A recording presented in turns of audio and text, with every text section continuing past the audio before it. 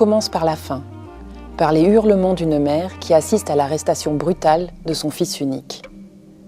On ne connaît rien des crimes de Thomas. On sait simplement qu'ils sont odieux.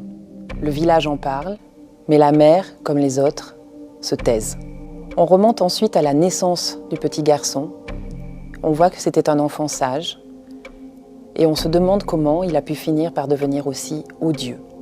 On ne connaît rien des crimes de Thomas, mais peu à peu, on plonge dans les racines du mal et l'on aboutit à une Syrie, l'origine même du démon.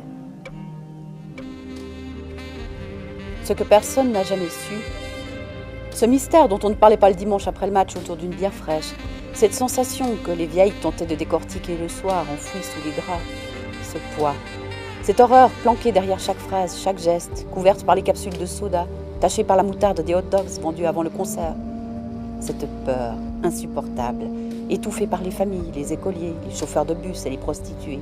Ce que personne n'a pu savoir, c'est ce que Thomas avait ressenti quand le flic aux cheveux gras était venu lui passer les bracelets, en serrant si fort son poignet que le sang avait giclé sur la manche de sa chemise.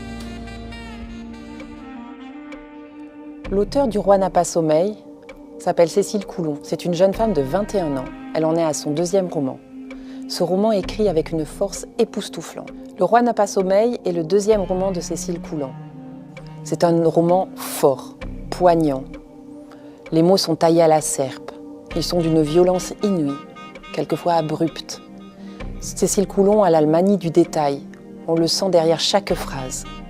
Mais cela rend ce livre, qui est digne d'un Steinbeck ou d'un Faulkner, d'une beauté indomptable.